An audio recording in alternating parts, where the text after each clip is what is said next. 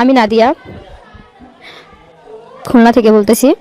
আপনাদের আমার জীবনের একটা গল্প নিয়ে আসছি। সেটা হয়েছে যে দেখেন, প্রথমতই সবার কাছে আমি ক্ষমা চাচ্ছি যদি আমার কোনো ভুল হয়। সবাই আমাকে ক্ষমা দৃষ্টিতে দেখবেন। দেখেন, আমরা মেয়ে, তাই কিন্তু আমাদের স্বাধীনতা আছে, কিন্তু এতটা কিন্তু স্বাধীনতা নাই যেটা আমি আপনাদের এখন বলবো। সেটা হচ্ছে, আমি অনার্স ফার্স্ট ইয়ারে পড়ি। আমার ভাবি, সে ইন্টারে পড়ছে, মানে আমার চেয়ে অনেক বয়সটা আর কম। ওই ইন্টার ফার্স্ট ইয়ারে পড়ে। সে যাই হোক, মানে পড়াশোনা দুজনে একই সাথে কলেজে যাওয়া আসা করি, এক কলেজে পড়াশোনা করতেছি। তো আমার দেখতে থেকে আমার ফ্যামিলিতে আমার মামা আছে, মামি আছে, বাবা মা আত্মীয় স্বজন সবাই আছে। তো আমরা ভালোই একসাথে যাওয়া আসা করি, ক্লাস করি, সবার সাথে হাসি খুশি দুজনও। হঠাৎ করে এক সময় মানে আমার মামি খুব অসুস্থ হয়ে পড়ে। ওই সময়টাই আবার আমাদের মানে ক্লাসটা করে কোচিং করতে দেরি হয়ে গেছে। ওই সময় আমার মামি ফোন দিয়ে বলছে, মামা যে তোমার মামি খুবই অসুস্থ, তোমরা একটু যদি আসো ভালো হয়। তো আমরা দুজনে গেছি আমার মামির সাথে দেখা করতে।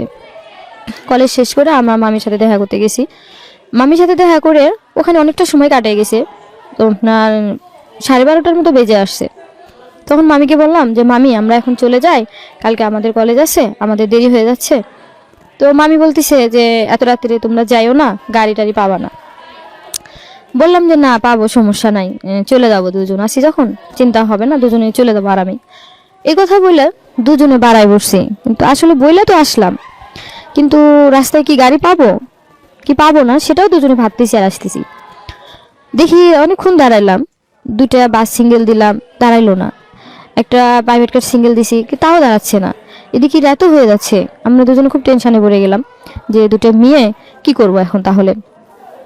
দেখি 1:45 বাজে, তখন একটা দুইটা ট্রাক একসাথে আসতেছে। তো আমরা সিঙ্গেল দিলাম, এক ট্রাক দাঁড়ালো না, আর একটা ট্রাক দাঁড়াইছে।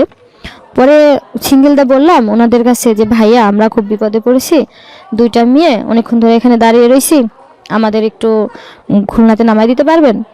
বললো যে হ্যাঁ, আমরা তো ওদিকেই যাচ্ছি, আসেন আমরা যাব। তো আরেকজনে বলতেছে না না না, মেয়ে মানুষ নিয়ে যাবো না, রাত করে ঝামেলা হতে পারে। কিন্তু কথার ভাবে আরেকজনের মনে হলো কি যে পুরা তুমি নেশা করেছিল, যেটা আমরা বুঝতে পারি নাই। আরেকজনে বলতেছে না না, সমস্যা নাই, তুমি নিয়ে নাও। তা ভাবতেছি যে আসলে ওনাদের কথা শুনে দুটা মেয়ে আমরা যাচ্ছি, দুটা ছেলে আছে, একটা ড্রাইভার, একটা কন্ডাক্টর, আমরা কিভাবে ওনার সাথে যাই। আবার ভাবলাম এই রাত করে তো চাইতেও পারবো না। পরে আমার ভাবি হাত জোর করে অনুরোধ বিনোরোধ করতেছে যে ভাই, আমাদের একটু পুছায় দেন, আমাদের রাত হয়ে গেছে। তখন বলছে ঠিক আছে। পরে উঠছে আমরা গাড়িতে, উঠে যাইতে আসি, কিন্তু আমাদের যাইতে লাগবে ধরেন আধা ঘন্টা। সেই জায়গায় আমরা প্রায় 1.5 ঘন্টা হয়ে গেছে, কিন্তু রাস্তা শেষ হচ্ছে না।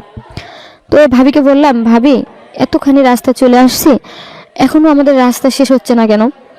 তখন ভাবি বলছে তাই তো।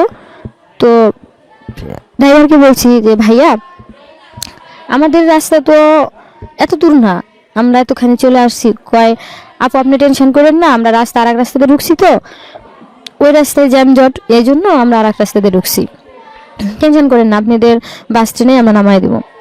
তো ভাবলাম যে ঠিক আছে। তো এই কথা বলতে বলতে আমার ভাবি আবার মানে চোখ লাগিয়ে গেছে, ও মানে ছিটের উপর মাথা দিয়ে ঘুমিয়ে গেছে।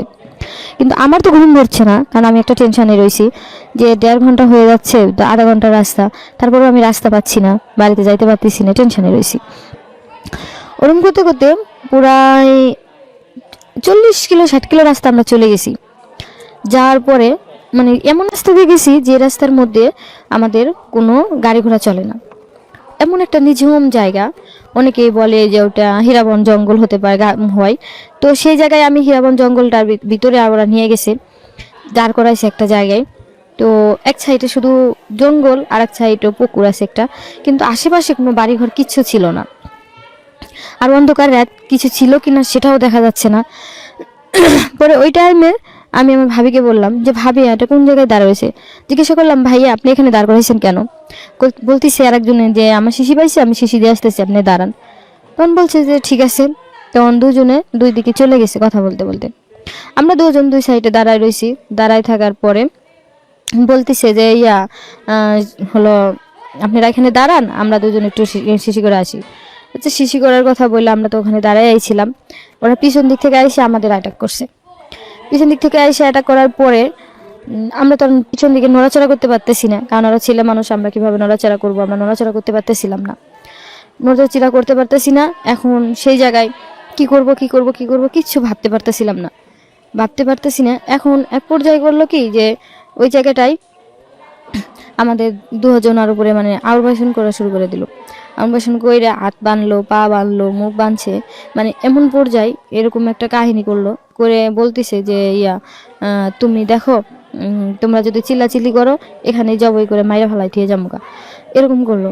পরে ভাবিরে বলতেছে, আমরা অনেক অনুরোধ বিরোধ করলাম, হাত জোড়ো করলাম, বললাম যে আপনারা আমার জাগরণ করেন, আমার ভাবিটারে ছাইরা দেন। তখন মানে অনুরোধ বিনোরোধ করছি যে আমার মাইরা ফেলাই দেন, কিন্তু আমার ভাবিটারে ছাইরা দেন। তারা কোনো কিছুই শুনে না, না অনুরোধ বিনোরোধ শুনে না, হাত জোর করলাম, কোনোটাই শুনলো না। ওনাদের একটাই কথা, যদি একটা কথা আমরা, তারপরে ওনার কথা বলতে বলতে মুখ বান্ধা ফেলাই দিল। মুখ বাঁধলে তো আমি আর নড়াচড়াও করতে পারি না, হাত মুখ সব বান্ধা। আর এমন জায়গায় আমরা পড়ে গেছি যে আল্লাহ তাল্লাহ সেই জায়গা থেকে কোথাও ডাক চিল্লানি দিলেও কেউ শুনতে পাবে না। তো কি করব সেই সময়টা? ওরা সারা রাত এরকম করে অত্যাচার করলো আমাদের সাথে। অত্যাচার করার পরে সকালে মানে ভোর রাতে 4:30টার দিকে ওরা ডাক দিয়ে আমাদের এমন একটা নিঝুম জায়গায় ছেড়ে দিয়ে গেছে যে সেই জায়গাটা কখনোই আমরা চিনি না, আর আশেপাশে কোনো বাড়িঘর কিছুই ছিল না। তো সেই জায়গাটার ভিতরে আমি ভাবিরে বললাম, ভাবি আমরা কিভাবে বাসায় যাব, এই জায়গাটা তো আমরা কিছুই চিনি না। পরে বলতেছে, ঠিক আছে আমিও তো চিনি না, হাঁটতে থাকলেই অবশ্যই রাস্তা খুঁজে পাবো। তারপর ভাবিকে বললাম, ভাবি তোমাকে একটা কথা বলি, দেখো তুমি আমি একসাথেই কলেজে পড়ি, আর তুমি আমার ভাবি, আমার জীবনের কথা তুমি বাদই দাও, কিন্তু এই কথা যদি ফ্যামিলিতে সবাই জানে বা ভাইয়েরা জানেন তাহলে তোমাকে রাখবে না, তোমাকে ডিভোর্স দিয়ে দেবো। তো এই জন্য বলছি, যা হবার তোমার আমার মধ্যেই থাক, যা হয়েছে আমাদের মধ্যেই থাক, এই কথা যেন ভাই বা ফ্যামিলি কেউ না জানে। কারণ ফ্যামিলির যদি কেউ জানে, দেখো আমার সাথে ডিভোর্স হয়ে, আমার সাথে তো বিয়ে হয় না যে আমার ডিভোর্স হয়ে যাবে, তো তোমার তো ডিভোর্স দিয়ে দেবো, আর তোমার ডিভোর্স দিয়ে দিলে খুব সমস্যা হয়ে যাইব। তো আমি চাই না তুমি আমার কাছে থেকে সরে যাও ভাবি, একসাথে এতদিন ধরে পড়াশোনা করছি, বান্ধবীর মতো চলছি। তখন আমার ভাবি বলল যে ঠিক আছে তুমি যা বলছো তাই হবে, আমিও বলবো না কাউকে, তুমিও বলো না, তোমার আমার মধ্যে এই কথাটা থাক। পরে বলছি যে ঠিক আছে। হ্যাঁ, তো আমরা দুজনে এরকম করে অনেক রাত হয়ে গেছে, বাড়িতে চলে আসলাম। সকাল হয়ে গেল, রাত পাড়িয়ে গেছে, বাড়িতে চলে আসছি। তখন আমার ফ্যামিলি সবাই জিজ্ঞাসা করতেছে, কি ব্যাপার তোমার, হলো বাড়িতে আসতে তোমরা রাত হয়ে গেল কেন? তখন বললাম, কয় তোমার মামা বলছে তোমরা অনেক আগেই চলে গেছো, তাহলে রাতে তোমরা কই ছিলাম? তখন বলছি যে দেখো মা, রাত্রে তো আমরা রাতে 1টা 1:30 বাজে গেছে, গাড়ি পাই নাই, তখন আমার বান্ধবীর বাসায় ছিলাম, রাত করে ভাবিকে তো আর নিয়ে আসতে পারি না, এই জন্য আমরা ওখানে, আমার বান্ধবী বাড়ি ছিল, পরে ওখানে ফোন দিয়ে আমরা ওখানে গিয়েছিলাম। তো বলছে ঠিক আছে তাহলে তোমরা ফ্রেশ ট্রেশ হও। ওপরে বলছে যে তোমরা কলেজে যাবে না, তাহলে আজকে আমরা বললাম যে না, আজকে কলেজ যাবো না, ভালো লাগতেছে না, ফ্রেশ ট্রেশ হয়ে তখন নিজের ঘরে নিজে যা কান্না করি চিকির বাইরা, যে আসলে আমরা মেয়ে, আমরা নিরুপায়, আমাদের কিন্তু কোনো উপায় নাই। তাই আপনাদেরকে সবাইকে একটা কথা বলি যে আপনারা, হ্যাঁ জানি অনেকে গার্মেন্টসে চাকরি করেন, অনেকে অনেক কষ্ট করেন, অনেকের কিন্তু খুব কষ্ট করে, এই ঢাকা শহরে কিন্তু সবাই কষ্ট করে, কেউ গার্মেন্টসে করে, কেউ গোডাউনে কাজ করে, কেউ কারখানায় করে, কেউ সুতার মিলে, সবাই কিন্তু কাজ করে, কেউ কিন্তু কাজ ছাড়া না। তাই সবার কাছে আমার একটাই অনুরোধ, আপনারা যদিও রাস্তাঘাটে বাহিরে চলাফেরা করেন 10টা 12টা 11টা পরে, 1টার পরে, তাহলে মেয়ে গার্জেন না, ছেলে গার্জেন সাথে নিয়ে চলাফেরা করবেন। কারণ একটা মেয়ে গার্জেন নিয়ে চলাফেরা করলে, দেখতেই তো আসছেন আমাদের পরিস্থিতি কি এলো, আমরা কিন্তু মেয়ে নিরুপায় হয়ে গেছি। অথচ একটা ছেলে থাকলে কিন্তু সাহস পাইতো না কিছু বলার, টাচ করারও সাহস পাইতো না। সেই জন্য বলছি, আপনারা যাই যেখানেই থাকেন, যেভাবেই থাকেন, ভালো থাকবেন, সুস্থ থাকবেন, কিন্তু রাত 12টা 10টা 11টার পরে চলাফেরাটা কম করবেন। যেহেতু কাজের ক্ষেত্রে বাড়াতেই হয়, সেই জন্য ফ্যামিলির ছেলে কোনো কোনো গার্জেন নিয়ে পরে বাড়াবেন। আর আমার গল্পটি যদি আপনাদের খারাপ লাগে বা কোনো ভুল হয়ে থাকে আমার, তাহলে আমাকে ক্ষমা দৃষ্টিতে দেখবেন। আর ক্ষমা দৃষ্টিতে দেখবেন, আমি চাই যে সব মেয়েরাই সুস্থ ভালো থাক, ঠিক আছে? যদি কোনো রকম খারাপ ভুল ত্রুটি পেয়ে থাকেন তাহলে প্লিজ আমাকে ক্ষমা করে দিবেন। আর আমার এই চ্যানেলটা অবশ্যই সাবস্ক্রাইব করবেন, লাইক দিবেন, শেয়ার করবেন।